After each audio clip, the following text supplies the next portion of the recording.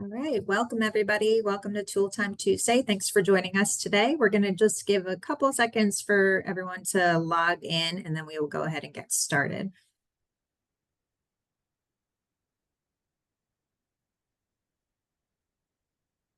Alrighty, looks like we'll have a good crowd today. It's because school has started. Yes, yeah. People have a minute. Can you hear me okay? Yes. Okay.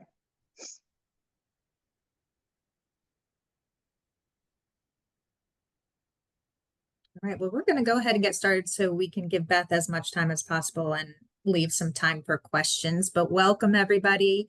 Welcome to Tool Times Tuesday. If you're a parent, I hope your school year, if you have kids in school, has started okay. I know I'm in Wake County. We started today, but thank you for joining us today. My name is Andrea Young. I am a parent educator at ECAC along with the communications lead. And today we have with us Beth Bull, and Beth is the ECAC Pre-ETS program lead. And today Beth will be talking about ECAC's Pre-ETS Achieve program. And I'm going to read from my screen because I have not learned what it stands for yet. It stands for Advancing Confidence, Higher Independence, Employment, and Vocational Education. So I'm going to go ahead and hand it right over to Beth. All right, well, good. Thanks everybody for joining us. I don't know who I have here and who I don't, but I'm just going to tell you a little bit about our Pre-ETS Achieve program, which I'm super excited about, very passionate about transition and making sure that all students have the tools that they need to go wherever that may be when they graduate from high school. A little bit about me: I was a former high school special education teacher. I taught curriculum assistance and did some inclusion classes. So I spent about 10 years in the high school doing different things, and then went to a charter school in North Carolina and did that for a couple years. I was their EC director there.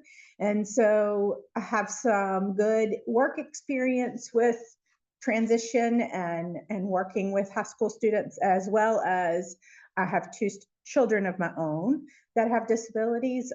My oldest is 25 and he has autism. And then I have a 19-year-old that has multiple things going on. The biggest would be ADHD and oppositional defiant disorder. So he keeps me on my toes. So anyway, that's just a little bit about me and why I do what I do. And yeah, so we will get started. So real quick, since I have no idea, and I probably could have done a poll, but I didn't think that far ahead.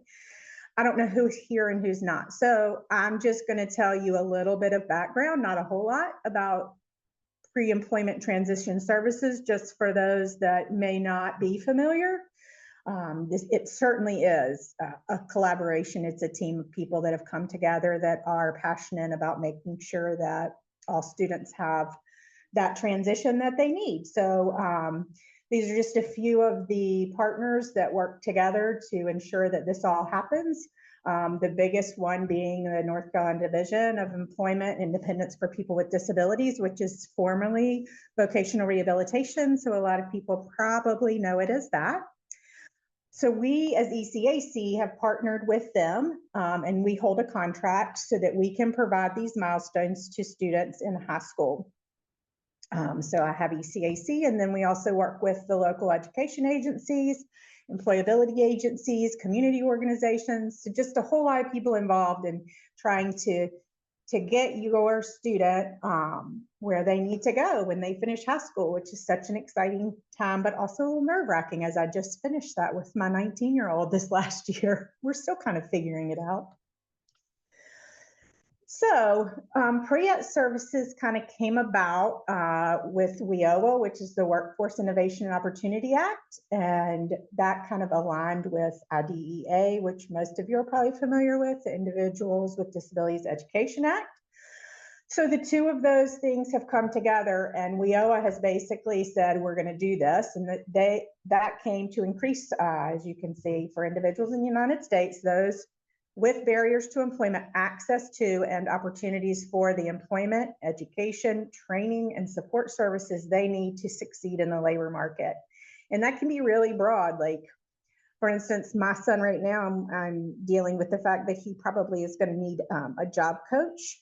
And so we are working through those things. That's just one of the many things that's available to help students as they transition, be it to college or work. So it's the two of these things combining to create great things for all of our students out there that are getting ready to transition. Yeah. So what exactly is Pre-ETS? Well, that is Pre-Employment Transition Services is what Pre-ETS stands for.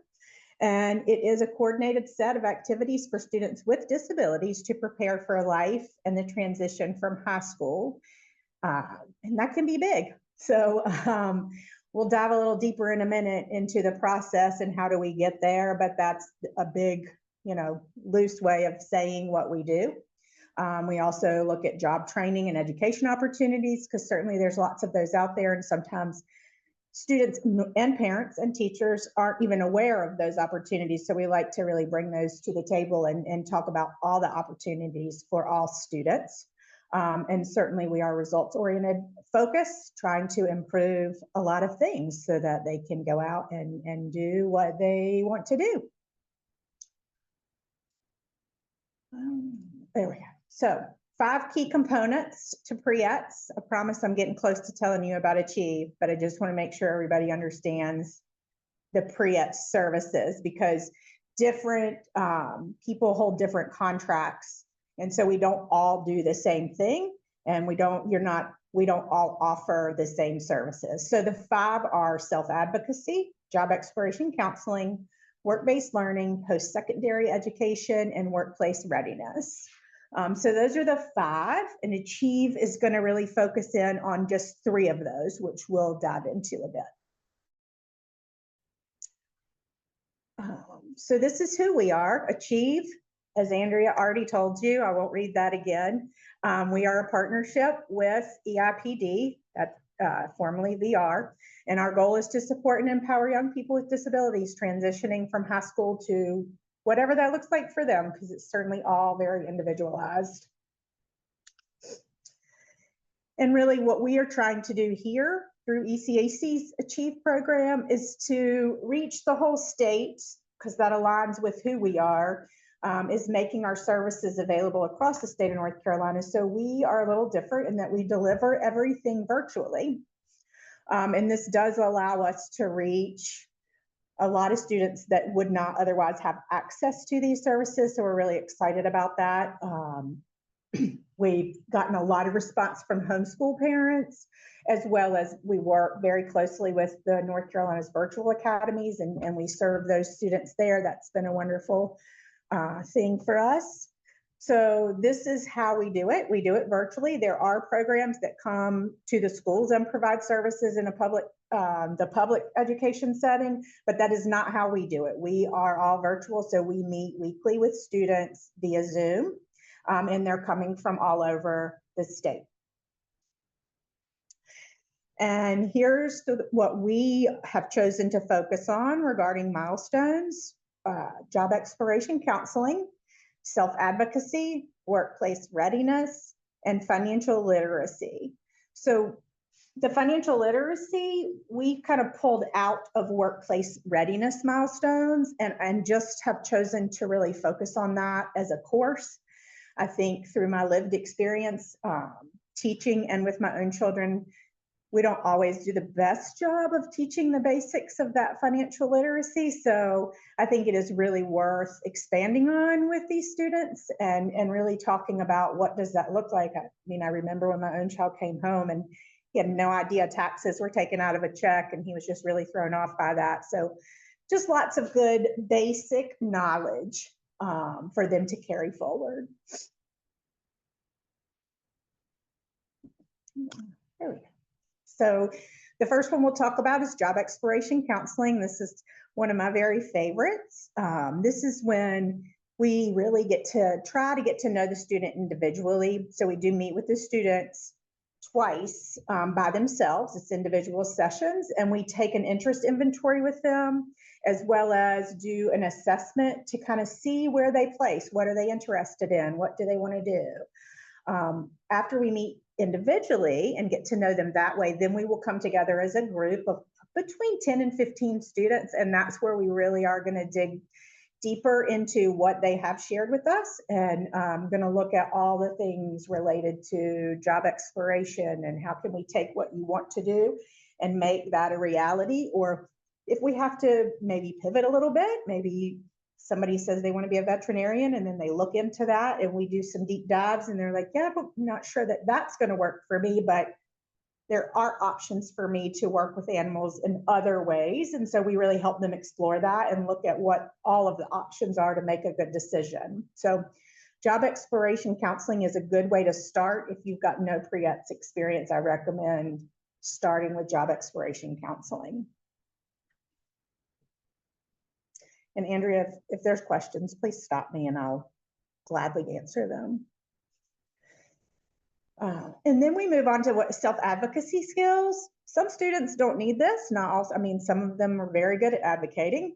Some need a little more help. So I love to look at this and just really talk to them about what their rights are and what their responsibilities are. A lot of students don't know about disability disclosure as they are leaving and how to advocate for themselves as they go to work, or college for that matter. So we really like to look at what that looks like and point them in the right direction depending on what their individualized plans are.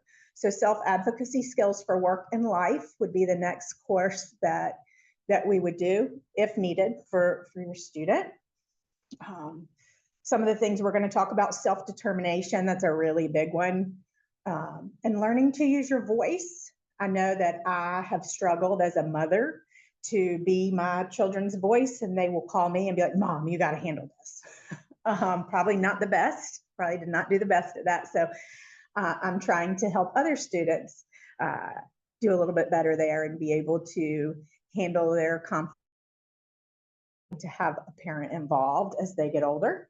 We're going to talk about goals and action plans, which I think are super helpful. And once they get those really written down, they really can guide everything else that we do. So we do spend some time working on what goals they want to work on. Then we'll also talk about ADA, because obviously as they graduate, they're protected right now currently under IDEA, and that's going to change after graduation. So we want them to be aware of what that looks like. So we'll spend some time talking about that. And then we'll really look into accommodations in college, technical training, and work settings, because all three of those things are super important to understand. And then we go on to workplace readiness. And this is where we do just what it says. And we're really going to work on workplace, being prepared to go to work, if that's the angle we're looking at. We do a lot of soft skills training, which is super important, that conflict resolution. Obviously, with my own child and personal experience, conflict resolution is important in my house. So we do work on those skills, and if this, then that, and how do I handle these things? So, and how to work as a team. We do some peer mentoring. We do practice with independent living skills, interview skills, resumes. Once again, dive a little deeper into the disability disclosure piece. And then we talk about just jobs as they're looking for jobs. What does that look like, and tips, for doing that. So, and then my favorite, the newest one that we've added, is just financial literacy. And it is just that. We're just going to provide some essential knowledge and practical skills to manage finances so that we can meet them where they are and just give them a little bit better understanding and what it looks like to have money and budget and save, and when you really want things, all the things. So what a paycheck looks like. And so that's, we'll spend about 8 weeks in that course, financial literacy. Obviously, to stop myself before I move to the next slide and just say, the goal with Pre-ETS is to really work with the students from 9th grade to 12th grade. So when you get into high school, and we do have some 8th graders that will start, really just depends on their age and maturity and what you are looking for and what they are looking for. But so our goal is to do this over a period of 4 years. We're obviously not going to cram all of this into 1 year. We want to spend time with them, and we want them to come back and know us and really work towards and be able to revisit things. So for instance, if we did that job exploration in the beginning, we like to revisit that. We would want to revisit their senior year and see if we're still on the same track. And so it is an ongoing commitment through high school if you choose to take it that way. But that's certainly how we envision that would be that they would work with us through their high school years.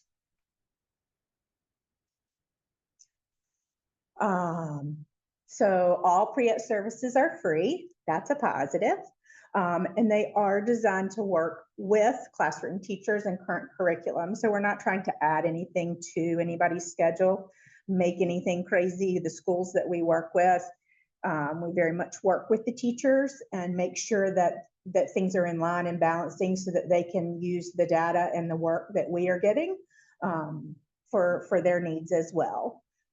Obviously, we want to increase employment and post-secondary student success and work with the local school districts to provide more access. So pretty simple requirements have to be between the ages of 14 and 21, currently be enrolled in school or college, technical school, something along those lines, must have a disability, have access to a computer with internet connection, and just be willing to learn and use Zoom and have a clear desire to participate in our program. We also, as a little incentive for any parents that I have on the line, offer for each course that they complete, they get a little $25 gift card from us if they complete all of their work and come to all of their classes. So that's an incentive that sometimes motivates some students that aren't normally motivated. Most of them have really liked getting that at the end of their class. So I think that's pretty much a general overview of what Pre-ETS is and what Achieve specifically is. Like I said, it's important to know that a lot of people offer Pre-ETS in contract with EIPD, and we all do it a little differently. So this is ECAC's Achieve Pre-ETS program that I've just gone over. And I'll pop this up on the screen and then open it up to questions for anybody that wants to know a little bit more. Great, thank you, Beth. If anyone has any questions, please feel free to put it in the chat. While we're doing that, I'm going to launch a quick poll for everyone. If you could just fill that out quick. The grants that we work on require that we report back to them that what we're doing is useful, relevant, and high quality, and we really appreciate your feedback. So I'm just going to go ahead and launch that. And then please, if there are questions, put them in the chat, and we will try to get to as many as possible. There is one question right now. It's, where is this available? So it is all over the state of North Carolina. And if you're specifically looking for the services that I just talked about, you can snap this QR code or you can email me and I can send you more information for our programs. We are starting classes in September, the end of September. I think it's the week of the 23rd or 20-something, 20-ish. And then we will also, the classes run 8 weeks. So we'll start classes in September, we'll start classes again in November, and we'll start courses again, I think it's in February. So 3 times a year. And then for some students that just need summers, they just can't, have activities and can't seem to make it work during the school year, we will try to make available some slots in the summer as needed. There's a few. Oh, sorry, go ahead. Trade school does apply. Absolutely. Yes. That's the only question I see. Go ahead, Andrea. One is, I have a 12th grader with no transitional goals and his IEP who needs this badly. I guess, is it possible to do as a 12th grader? Absolutely. So I would recommend jumping in with the job exploration counseling, and we will try to work with students individually, especially if they're older and parents really feel strongly that it's a need. We will try to fast track as much as we can to see how many milestones we can complete it would obviously be a commitment probably for the whole year for those seniors that really need all of it. Or if you just feel as though your student just needs a couple things, absolutely. So feel free to reach out and we'll work on a plan together that works for your student. So one person asked, did this replace STAR? Yes. And let's see, can it run concurrent with NCD-VR if there are financial barriers their funding could assist with? I'm not sure. I need to read that process. Can this run concurrent with if there are?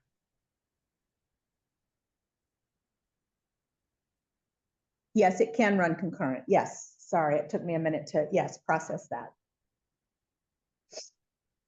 And then someone else is wondering if this is available for kids that are 12 years old. No, we do start at 14. I recommend having my own children and done all of these things. I recommend starting in 9th grade and trying to, but there's a lot of transition that happens in middle school. So certainly at 14, there are things that we can start working on, even if the student is still in middle school. But VR says need to be 14 before we start. I'm making sure that we got everyone here. So they said, just to confirm, we complete the consent to participate in school information verification form and send it to you in order to register for the program. That is correct. And then I will work with VR to get everything on the back end set up so that we can start the services. Yes. And will this be referenced in the transition plan of students' IEP? It certainly can be if that's something that they want, or if a teacher, wants to use this data, it absolutely would be valuable in an IEP meeting.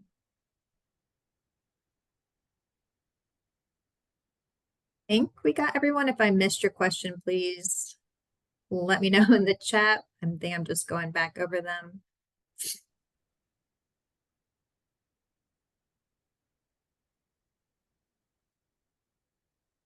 Once enrolled and participating.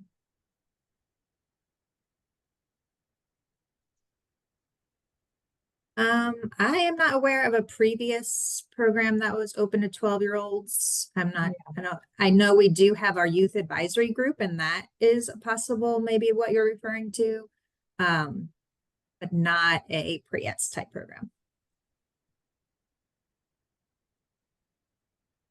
What if it was determined that supported employment was needed? Is there a referral process? Great question. So the goal and the partnership with EIPD would be that we collect a lot of data over the course of working with the milestones through Pre-ETS, and that will go to your child's VR counselor, whom once they graduate, that's when those things will come into play, and you will work directly with EIPD at that point to get the supported employment that you're looking for. I see Vicky made I guess you were asking about the 12-year-olds and if it was the STAR program. I believe the STAR program was always 14 as well. Is that correct, It Beth? was. That is correct. Yes. Yeah.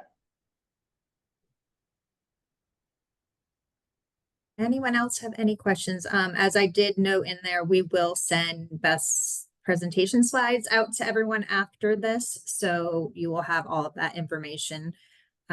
We usually send that a day or two after this. So you can look for that. Any other questions? We do have this information on our website as well. Someone asks, homeschoolers without an IEP.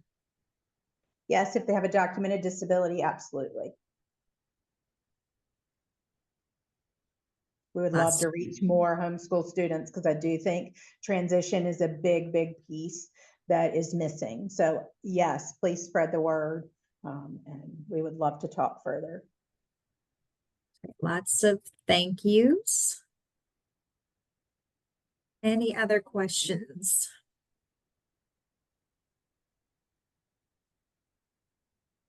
Well, thank you everyone for joining us. I'm just checking one more time. All right, we are just at 12:30, so that's great. Thank you everyone for joining us. Next week for our Tool Time Tuesday, we are going to have Anastasia Newton, who is an ECAC parent educator. She's going to be talking about managing our emotions during meetings and how to turn tension into teamwork. So that's a very important one as the school year gets started. So I hope you join us for that. And if that's it, we wish everyone a good rest of your Tuesday. And thank you again for joining us. Yes. Thank you, everybody. Thank you.